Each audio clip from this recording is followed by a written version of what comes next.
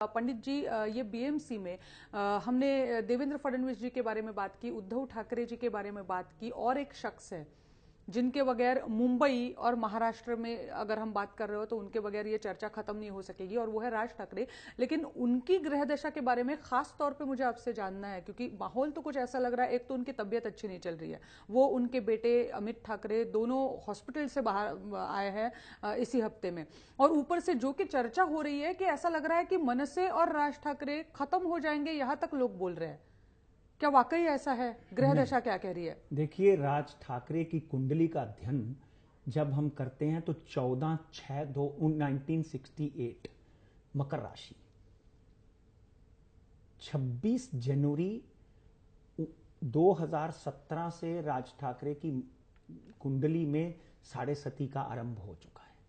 और जब हम उनकी कुंडली में दशा महादशा की बात करते हैं, क्योंकि समय कम है, तो उनकी कुंडली में एक समय पर जब गुरु की महादशा थी तो आई वॉज द ओनली पंडित जिसने बोला था कि इनको कम से कम 13 या 15 एमएलए मिलेंगे, और वो मिले।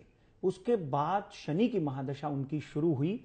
शनि की महादशा उनकी शुरू हुई 18/8/2011 से।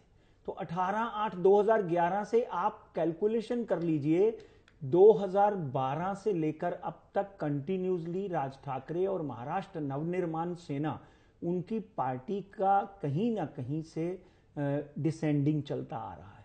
मतलब कहने का कि कोई ना कोई नुकसान राज साहब को या महाराष्ट्र नवनिर्माण सेना को होते आ रहा है।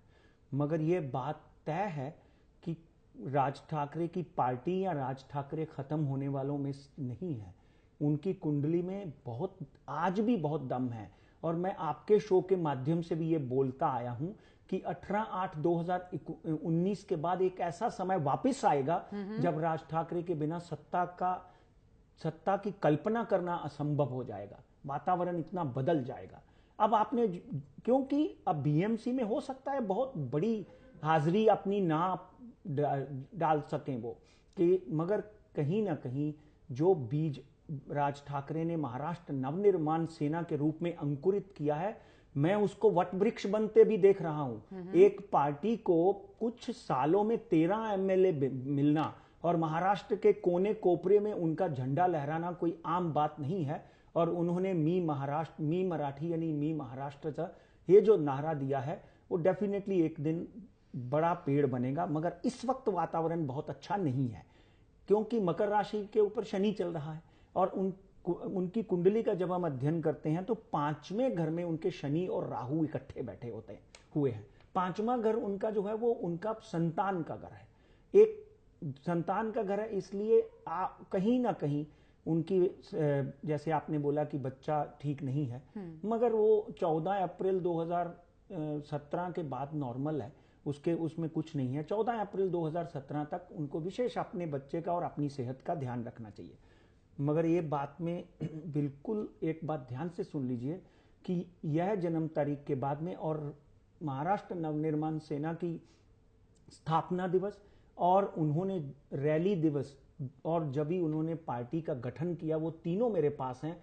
उसको समझकर एक बात समझ लीजिए कि जो 13 सीटें उनको 2009 में आई थी, वो दिन दूर नहीं जब 2019 या 2024 में वो 13 के 40 होते हुए दिखाई देंगे। क्योंकि कभी समय अच्छा है, कभी बुरा है। अटल बिहारी वाजपेयी को भी 8 दिन का राजभंग योग हुआ था। श्रीमती इंदिरा गांधी, अगर आपको याद है, तो 1977 में इमरजेंसी में जेल गई थी।